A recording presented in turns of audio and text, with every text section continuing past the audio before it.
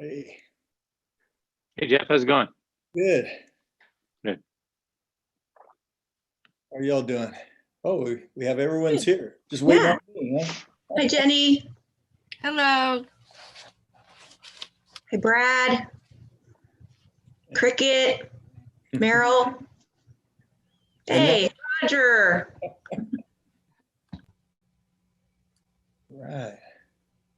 So I'm going to adjust my camera after we do the pledge. I'm trying to make it so when I stand up, I can do the pledge correctly, just so you know. I'll get it down. I just stand up and then it just doesn't really work in this room. So. All right. Let's see what time is it? We got 3 minutes. Yeah. Don't want to start too soon and leave anyone out.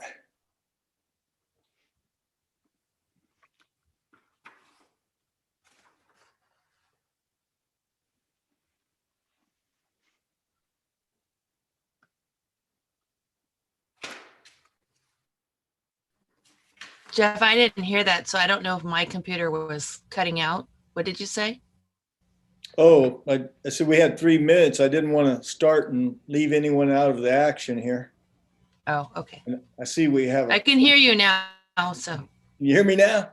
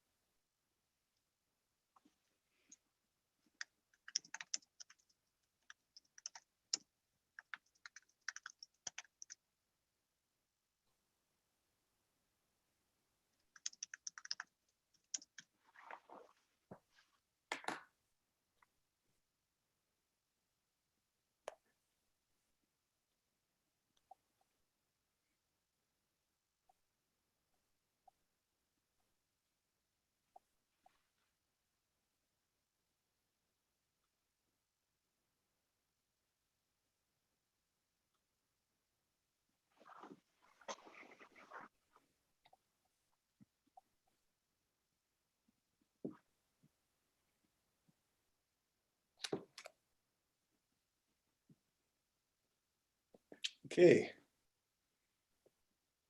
think we're close enough to call to order the Town of Loomis Town Council meeting of March 9th, 2021. So we'll start. Jan, can you lead us in the Pledge of Allegiance? I would be happy to.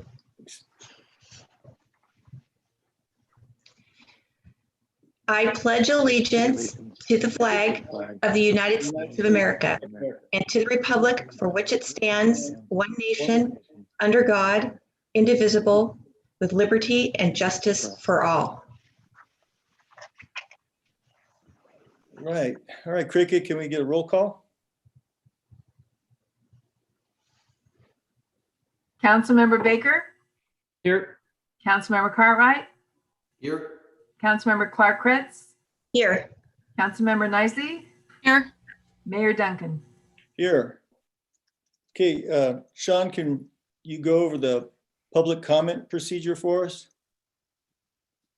Yeah, sorry about that. So on the agenda, there's a link to the Zoom meeting. So folks who are watching on YouTube, if you want to have a public comment be put into the record, you'll need to do that through the raise my hand function on Zoom. So in the webinar format, that's on the bottom, raise your hand.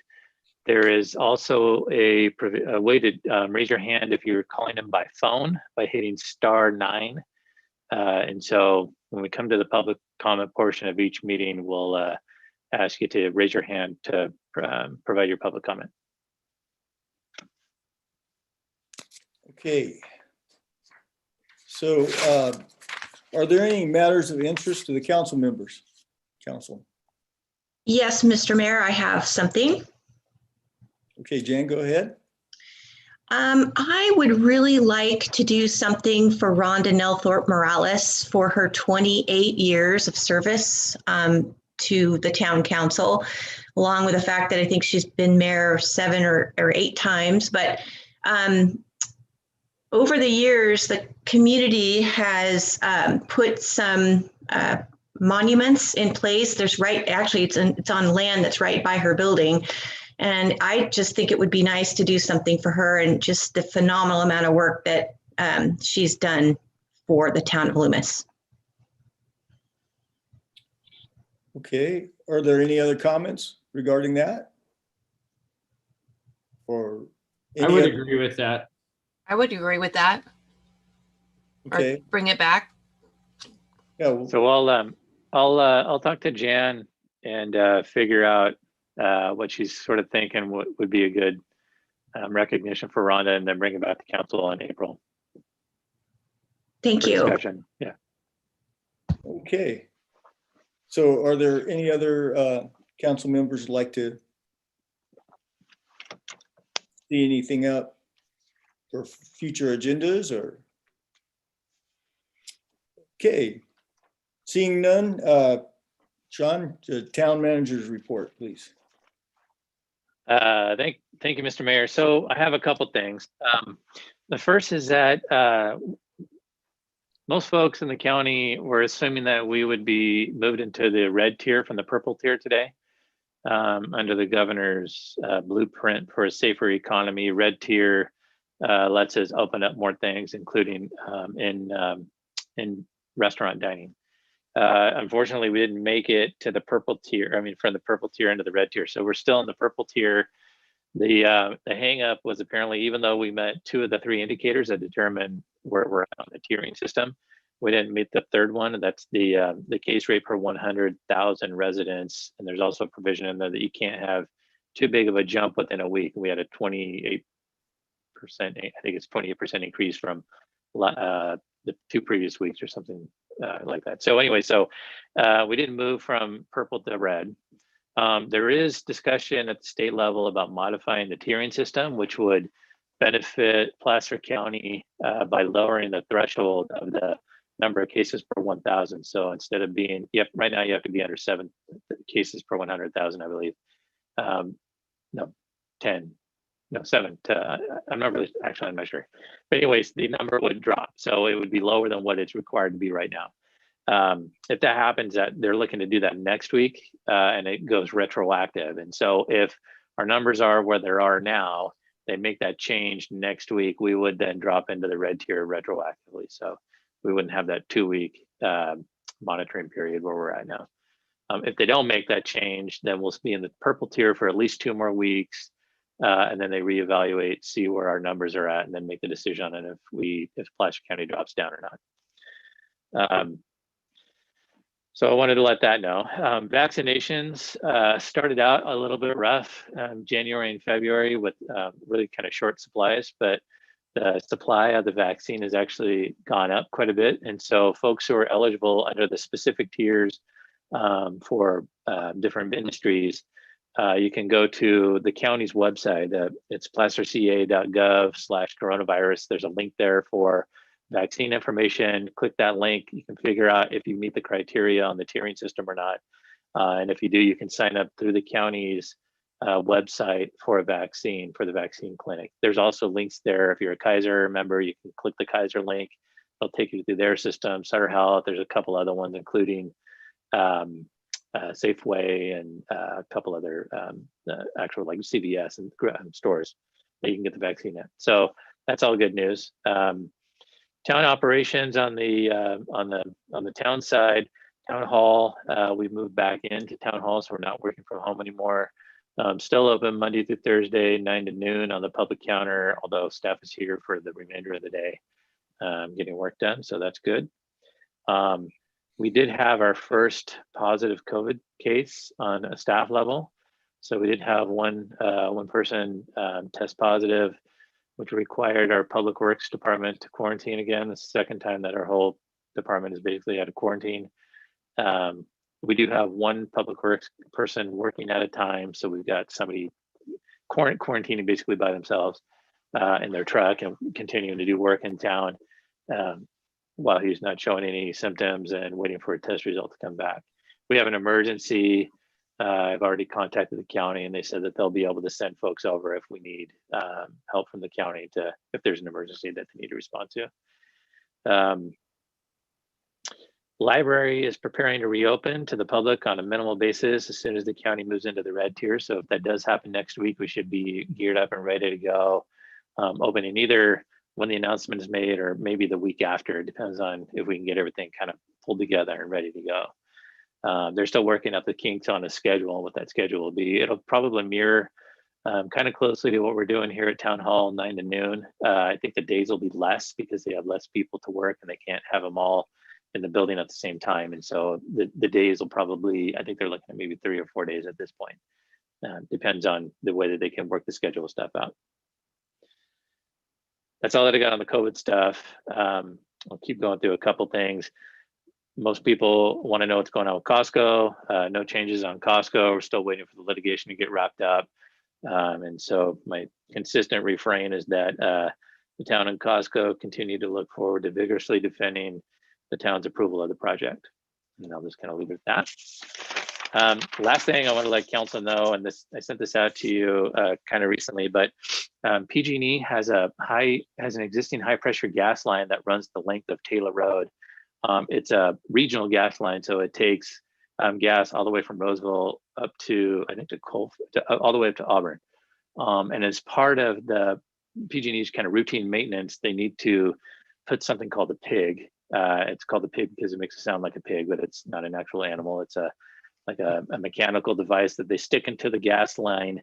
They're able to measure the gas line thickness, see if there's any problems with the line.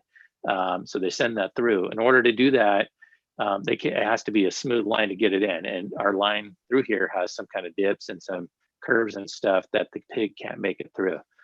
So they are going to need to tear up a couple sections of Taylor Road. It's going to start in May. They're going to start digging up Taylor in May. It's only, I think, 5 or 6 spots where they're going to dig. It's called a bell hole. So it's basically like it's the size of a trench bait. So maybe like 8 by 8, 10 by 10, something like that. Dig the hole.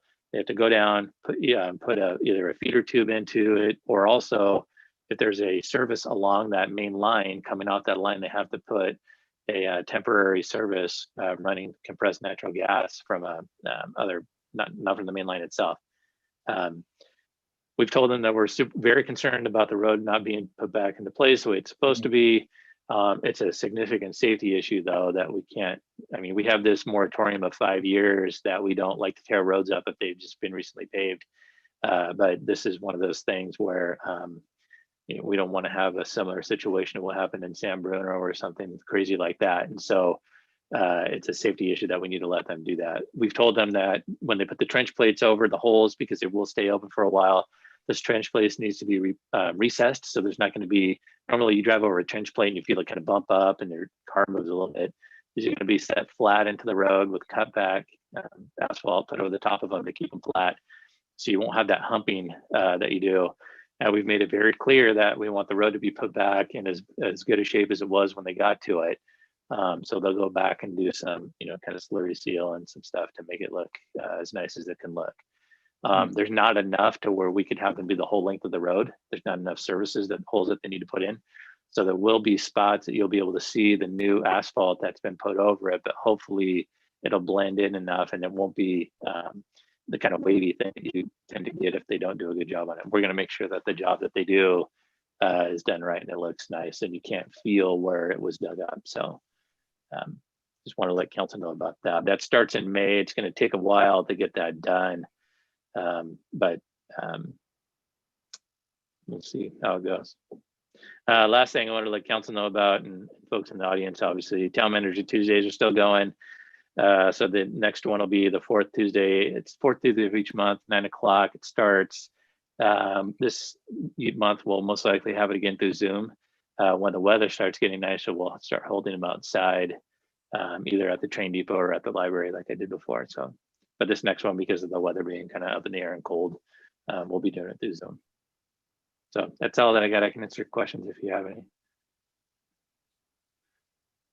Sean, I just wanted to make sure that on the PG&E project that we get the updates from the project manager and that we could share those through the iDig Loomis Facebook page like we have in the past for things happening downtown. Yeah, I'll talk to Meryl, who's on our call. Meryl's our interim town engineer, filling in until we get that filled. So I'll talk to Meryl and have Meryl talk to PG&E to make sure that we can get that notification hopefully a week ahead. Thank you. John, The one I have thing a that question. they're going to, sorry, the one thing they're going to do on the traffic stuff is hopefully they'll be able to keep one lane, they'll be able to keep a lane going in each direction because the width of the road. If it does turn out that they can't do that, they'll have a flagger out doing one-way traffic, but hopefully that'll be pretty minimized and we won't have a whole lot of that. Sorry, Jen. That's all right. I have just a couple questions because when they're operating that pig, don't we have to shut things down? Do businesses actually have to be shut down during that or no? No, they'll do a separate connection, that compressed natural gas connection, so people won't lose their gas connection. They'll be, they bring in separate tanks, Meryl, or how do they? Yeah, they have different service points that they're going to have to install. I think they said there's like 30 of them because the plan is to take the entire line, regional line offline and do these repairs. So that's why they're digging down first with the trench plates, putting that over it. So everything's good to go for the day that comes when they take everything offline. But they'll backfeed it with compressed natural gas. So you still have service. And then the only other comment I had was on traffic, on Fridays or during school time is just horrific already. So will they be, cognizant of that or? Yeah, so one of them. Right. PG&E, they want to work with us, and they said, whatever we can do to minimize impacts, we can have them work during off-peak hours, or in this case, off-school peak hours, and they'll be fine with that. So we can look at their traffic control plan and what the disruption is going to be, and make sure we minimize it that way accordingly. So, thank you.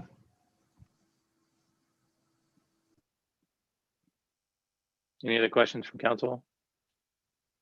And you might want to, we should open that up to public comment and see if we have any folks in the public that have any questions about that.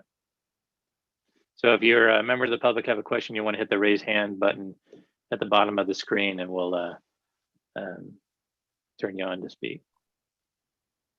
So we have one here.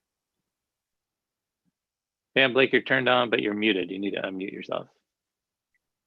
Hello, my only question would be is to possibly take some before pictures, because this is going to be over a period of time, take some before pictures so when they fix the road back to the way it was, then you have evidence if it's not done correctly, because the contractors that put in the new gas lines on Angelo Drive could have done a better job of putting the road all back together. So it was lacking on Angelo Drive. So I'm just want to make a suggestion of, taking some before, pictures just to hold them accountable and make sure that it gets back the way it was. Thank you.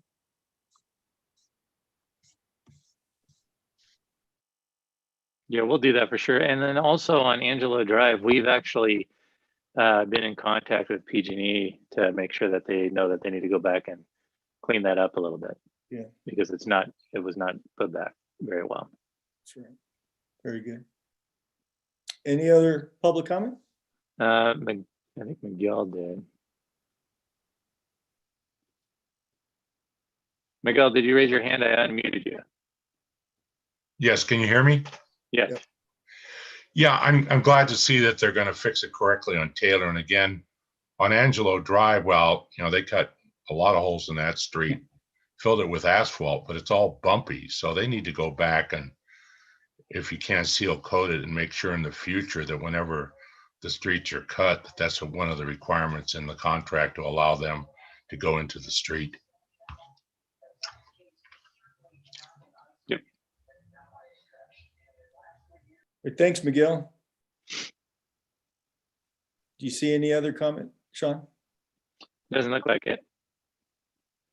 Okay, so up next is Loomis Chamber of Commerce update. Is Ryan online here? So Ryan's not on, but I'll give just a real quick update on the Placer Shares 3 grants that went out.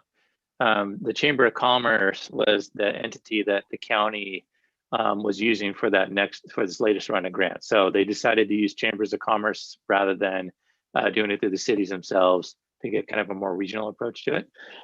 Excuse me. And so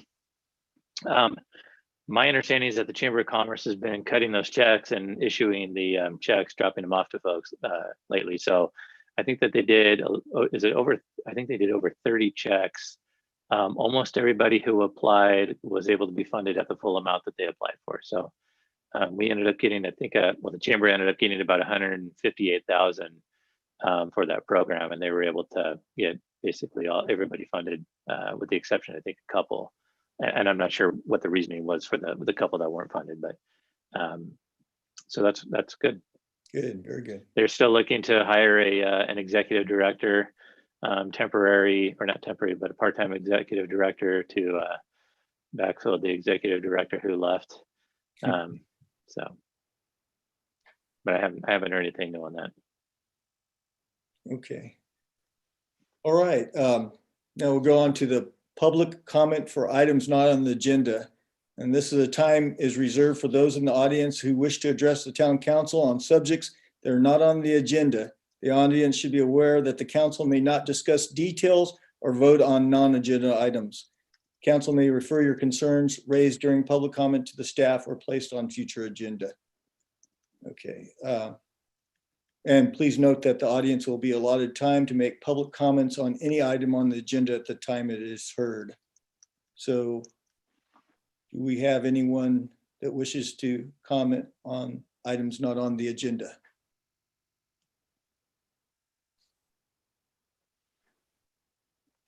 So if you're a member of the public and you're looking to comment, you want to hit the raise my hand button down at the bottom.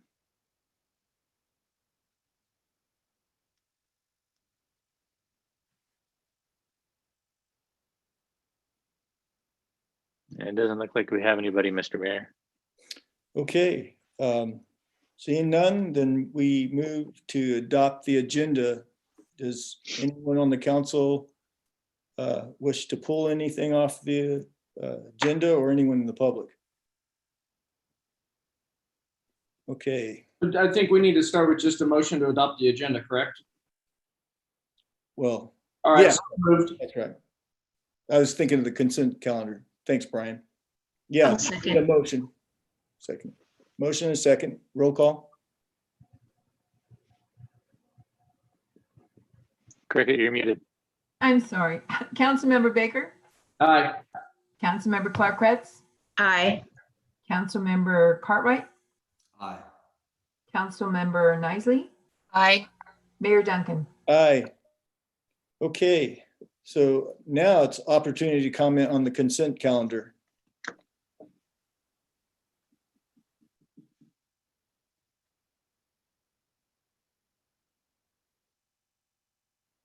So is there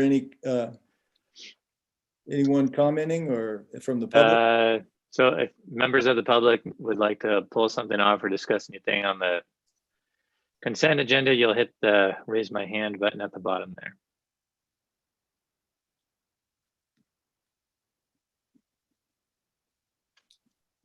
Yeah, it doesn't look like we have anybody.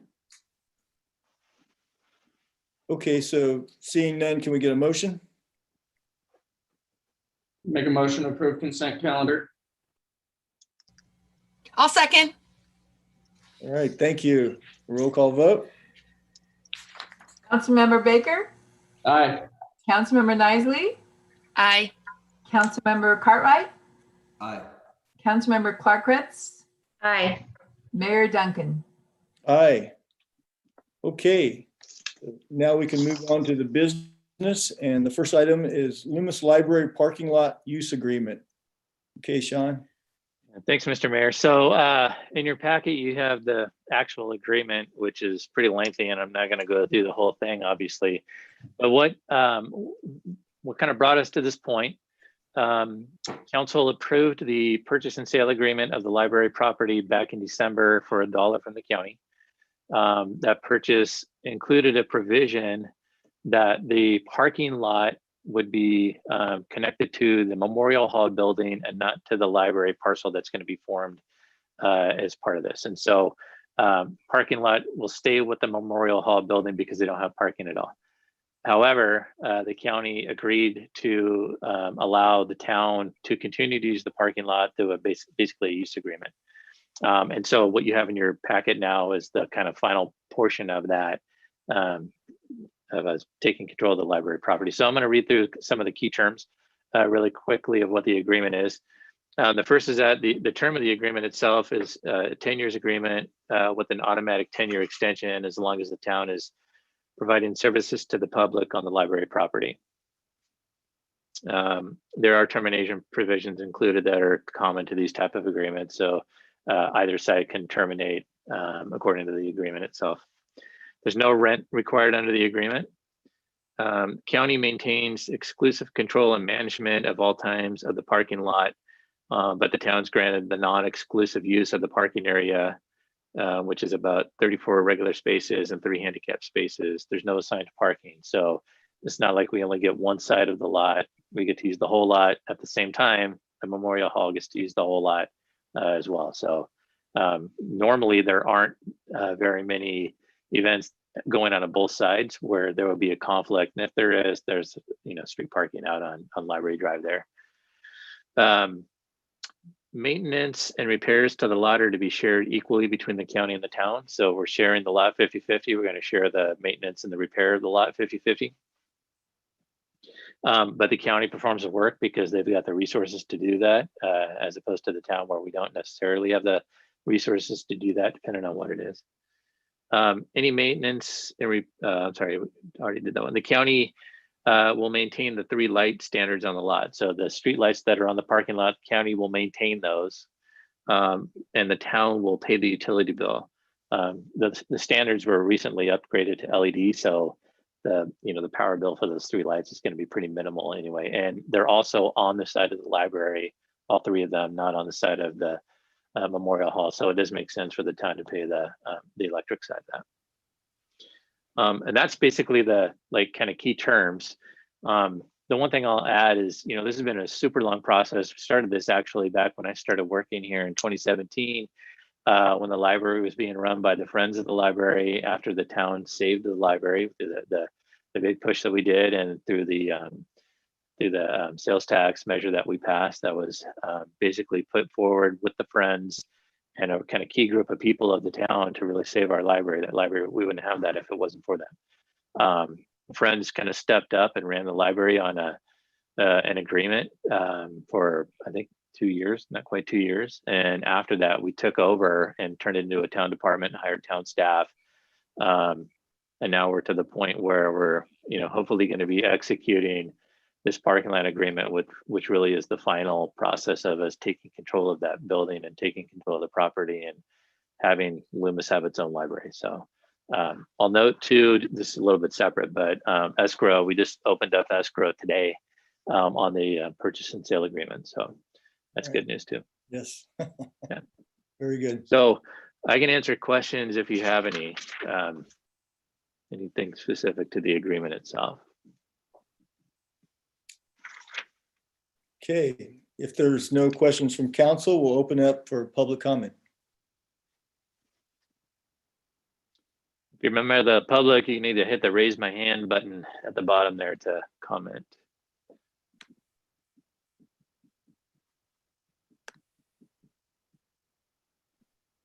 So we have one. Miguel, you're turned on, but you need to unmute. There you go. I just wanted to thank staff and the town council in this long process of acquiring the library. That's going to be a real significant thing for this community, and I just wanted to thank everybody. Yeah. Thanks, Miguel. Appreciate that. And is there any other public comment? It doesn't look like it. Okay. Well, it sounds really good. We're almost there. That's awesome news. Okay, so next item for business is Ace Hardware. We need to get Mr. Mayor, we need to get a motion and a second to actually approve the resolution, to adopt the resolution approving it. I'm not in a hurry. Motion to approve the resolution. A second. All right, we have a motion and a second, and let's have a vote. Councilmember Baker, Aye. Councilmember Nisley, Aye. Councilmember Clark-Kretz, Aye. Councilmember Cartwright, Aye. Mayor Duncan. Aye. Okay. So now we move on to the next item of business, Ace Hardware Annex Lease Agreement Terms. So the staff's recommendation to the council tonight is to adopt the attached resolution, the resolution in your packet, authorizing the town manager to enter into it's going to be a license agreement, not a lease agreement, and I'll get to that in a couple minutes, with Greg Brenning of Loomis Ace Hardware for approximately 2,500 square feet of town-owned property on the west corner of the new parking area at the end of the cul-de-sac at the end of Walnut Street, pending approval by the town attorney. And then I'm going to go through kind of the terms of this deal and kind of why we're here, right? So this was brought up to me by the owner of Ace Hardware because that store is doing so well that they don't have enough room for the inventory that they need to keep on hand to sell, right? So as an example, from talking to Greg Brenning, who's the owner of the building of Ace Hardware, their Ace Hardware corporate folks thought that he would do about 45,000 in sales in December. They ended up doing about 215,000 in sales.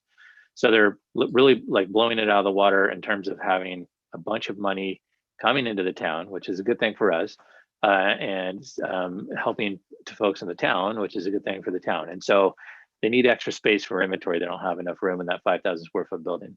So he and I were talking about potential places that they could put that where it's still close enough to the building that you wouldn't have forklifts driving all over town or something like that.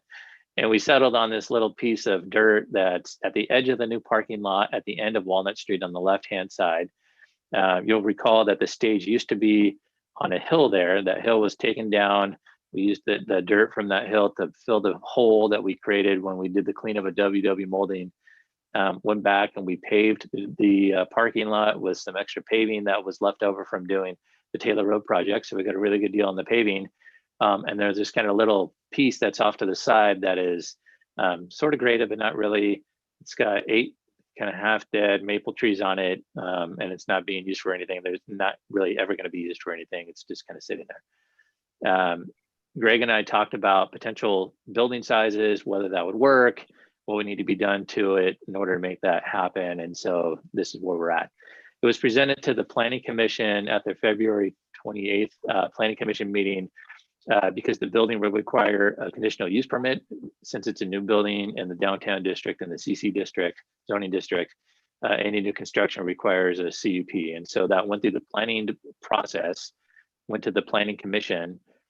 It was approved unanimously at the Planning Commission for the building with one caveat, which was to have an ad hoc committee formed to kind of further refine what the building was going to look like. Because Greg was trying to get everything pulled together to put this into the Planning Commission agenda in time to start getting the building built to make kind of the seasonal stuff for spring. So there's a little bit of work that needs to be done to refine what the building's going to look like. That portion of it, so what the building looks like, is separate from the lease agreement, right? So what the council should be is really considering tonight is really only the lease agreement or the license agreement for the dirt at this point. What the building looks like, it'll be handled through the ad hoc committee and through planning staff. And was, like I said, the CUP was approved by the Planning Commission. So there's a couple things that I wanted to let council know we need to modify in the terms of the agreement in the staff report. And so I'm going to go through those really quickly. So the first one, I'll run through the terms altogether and tell you what needs to be changed. The first term would be lease term of 10 years with an option for 10 additional years. That stays in effect. The second, in the staff report, I had a 180-day lease termination clause for both parties, but that really needs to be bumped up to 365 days to a full year because Greg would be putting a building on this site, doing all the work to get the building put on the site, and to have really only 180 days is all that he's guaranteed to be there, because at any time, if we give the 180-day notice, he'd have to pull out. And so the amount of investment that needs to be done in order to put the building there in the first place the concern is that 180 days isn't enough. I have no concern about the 365-day termination clause. The next one said, property shall be put back to original condition, bare dirt upon termination of lease. We'd like to modify that to say the town may request the removal of the building upon termination of the lease. Not automatically going back, but the town may request it. And again, the reason for that is if at the end of if we give a year notice and the building is still usable, the town may want to use that building for something. And if the lease says that it has to be returned to bare dirt, that precludes us from being able to do that. Fourth term was the lease amount is to be $120 per year. Fifth was cost of all work to place the building, including grading, et cetera, would be borne by the leasee.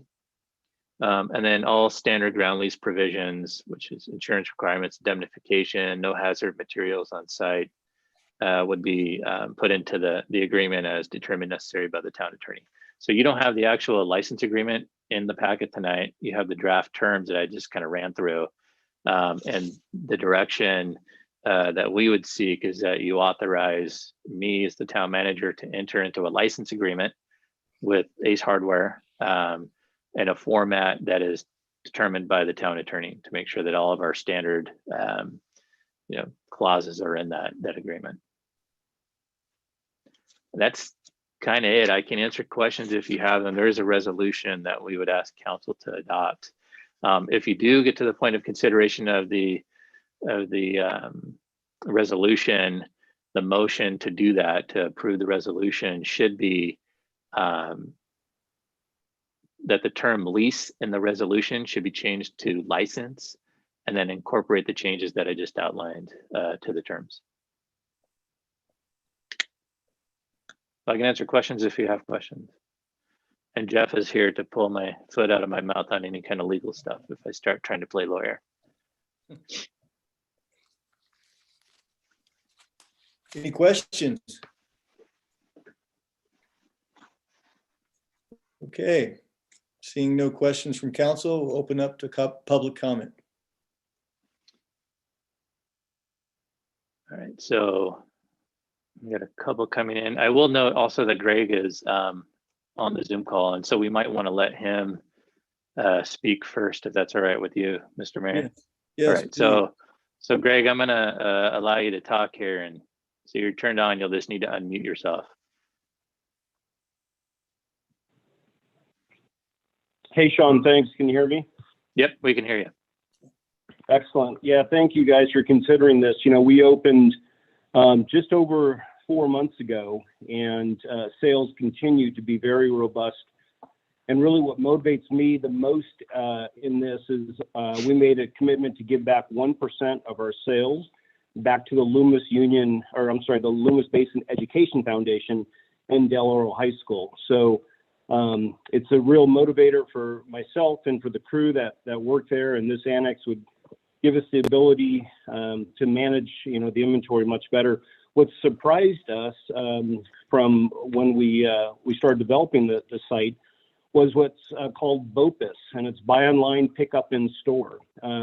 That online shopping has just exploded, and so our truck days are Wednesday, and it's not uncommon to have water troughs and 20-foot sticks of black pipe. And so the truck shows up, and then we have this stuff that we have to hold until the customer picks it up. So the annex would really give us the ability to manage that and really excel that business a lot more. So I'll hold here for any questions, and thank you for your time.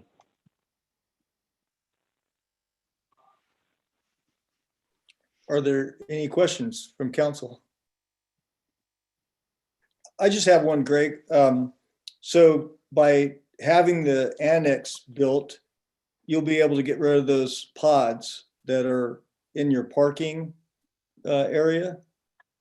Yes, sir. It's my biggest pain. I see that thing every day, and I just got to get rid of that. So we kept trying to manage the inventory down, and just when I thought we'd get empty and pull that pod out of there, we'd get some more inventory. So that's the first thing to go upon upon the annex. Yeah, I'm really happy that you guys came to town. I was just there this past weekend. I fixed a tool with about $1.50 worth of hardware, and I didn't have to buy more than one of each item that I needed. So that's what I love about Ace Hardware. So it's really good to see Yeah. you in town here, and I'm so glad you're doing well. So, are there any other I questions? appreciate that.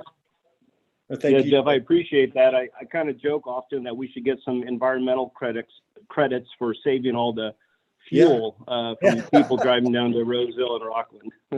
Yeah, definitely. Yeah.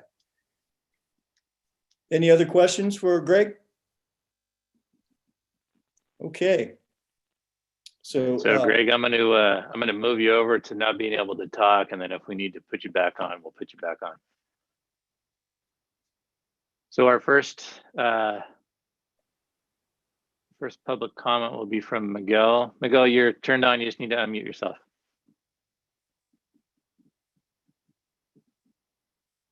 Hi.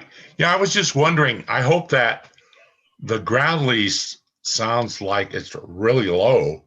I mean, normally it'd be like $1 a foot per year, which would be 2,000. Hope this doesn't set some precedent for somebody else.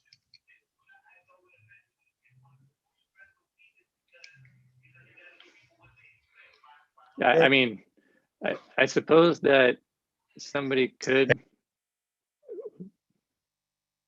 Sorry, I think I cut him off anyways.